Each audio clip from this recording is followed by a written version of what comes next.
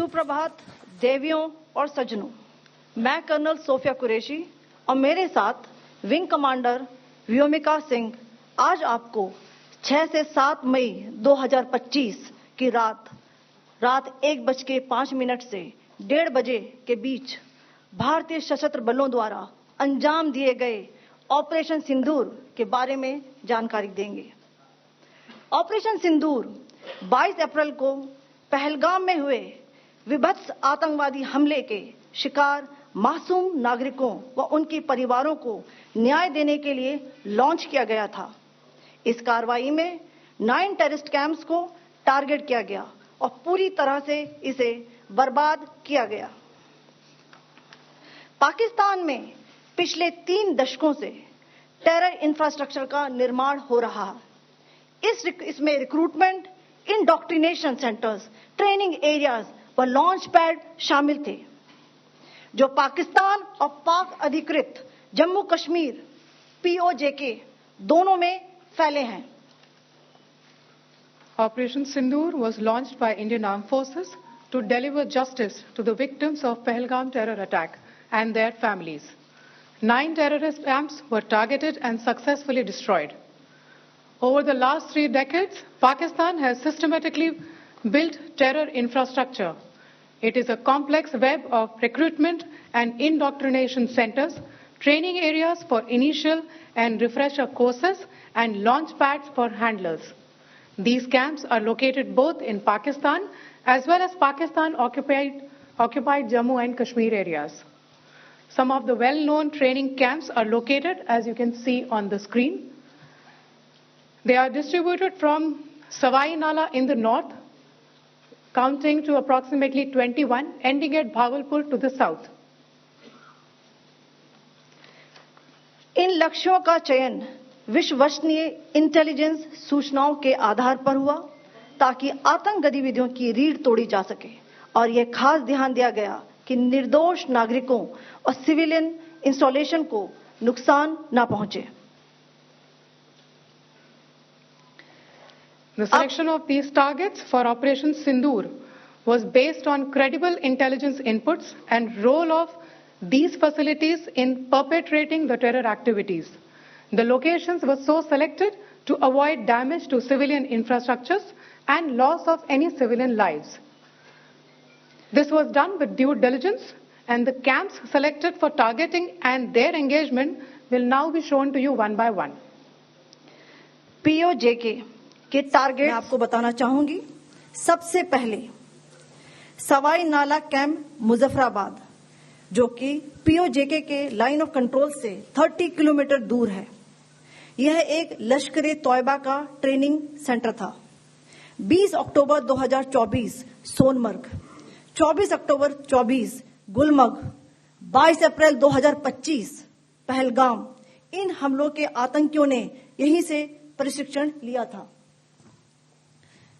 सैयदना Bilal camp Muzaffarabad, यह एक जैश ए मोहम्मद का स्टेजिंग एरिया है। यह हथियार, विस्फोटक और जंगल सर्वाइवल ट्रेनिंग का केंद्र भी था। गुलपुर कैंप कोटली,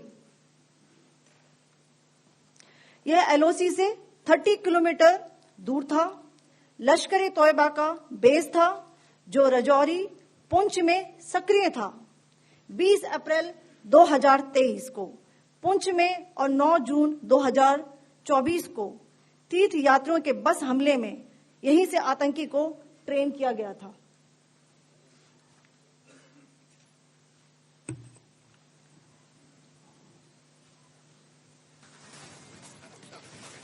बरनाला कैंप भिंबर, यह LOC से 9 किलोमीटर दूर है। यहां पर हथियार, हैंडलिंग, IED व जंगल सर्वाइवल का प्रशिक्षण केंद्र था। अब्बास कैंप कोटली,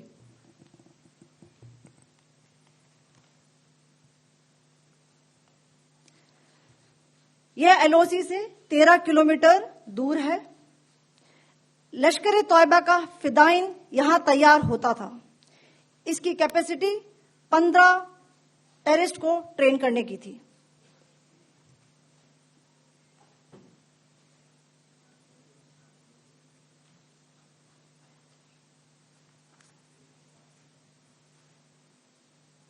अब मैं पाकिस्तान के अंदर के टारगेट से अवगत कराना चाहूंगी। पहला, सर्जिकल कैंप सियालकोट।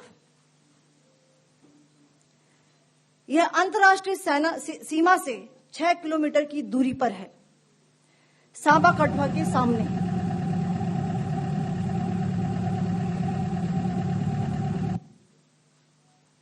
मार्च 2025 में जम्मू एंड कश्मीर पुलिस के 4 जवानों की जो हत्या की गई थी, उन आतंकवादियों को इसी जगह पर ट्रेन किया गया था।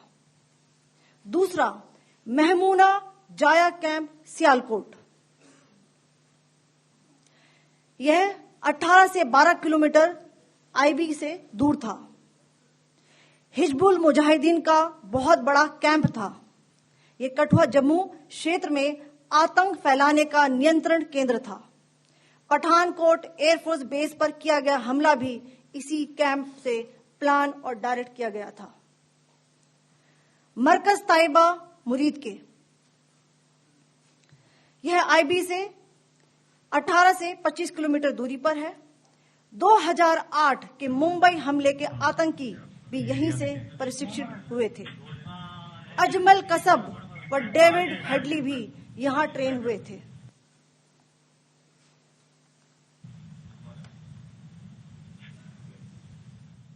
आगे दूसरा है।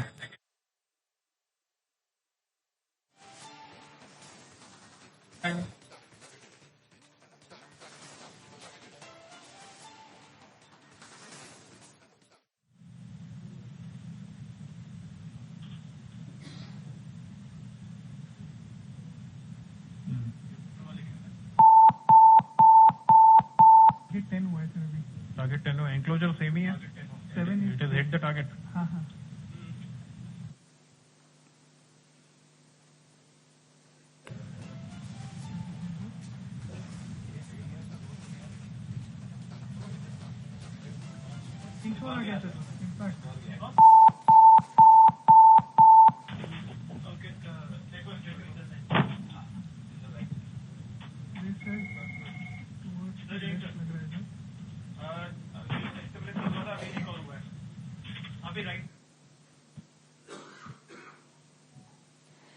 मरकज सुभान अल्लाह भावलपुर, यह इंटरनेशनल बाउंड्री से 100 किलोमीटर दूर है। जैश ए मोहम्मद का मुख्यालय था। यहां पर रिक्रूटमेंट, ट्रेनिंग व इंडोक्ट्रिनेशन का केंद्र भी था। शीर्ष आतंकी अक्सर यहां आते थे। मैं आप सबको बताना चाहती हूं कि किसी भी सैन्य ठिकाने का निशाना नहीं बनाया गया और अभी तक किसी तरह की नागरिक क्षति की रिपोर्ट नहीं है। धन्यवाद। जय Hind. The strike on the terror camps were undertaken through precision capability, as shown to you. A niche technology weapons with careful selection of warheads was ensured so that there will be no collateral damage. The point of impact in each of the target was a specific building or a group of buildings. All the targets were neutralized with clinical efficiency, and the results reiterate the professionalism of the Indian Armed Forces in the planning and execution of their operations. No military establishments were targeted. India has demonstrated considerable restraint in its response. However, it must be said that the Indian Armed Forces are fully prepared to respond to Pakistani misadventures, if any, that will escalate this situation. Jai Hind, and thank you very much. Ladies and gentlemen, friends in the media, I ask your indulgence today in view of the fact that this is still an evolving situation. We will therefore not be able to take questions and answers today, but we will come back for more updates and more briefings shortly. Thank you all very much for joining us this morning. Thank you. Jai Hind.